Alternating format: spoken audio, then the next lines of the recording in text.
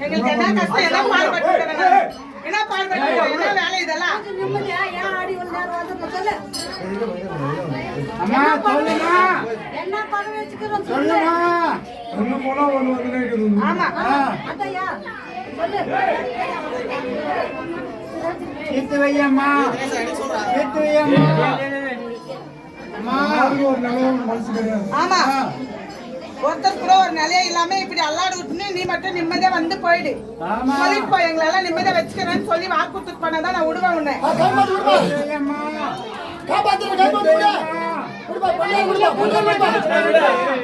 இரு இரு சொல்லிட்டு ஒரு வார்த்தை போட்டோம்மா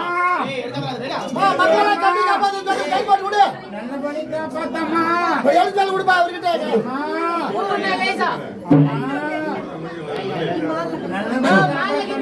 ஏ பூரா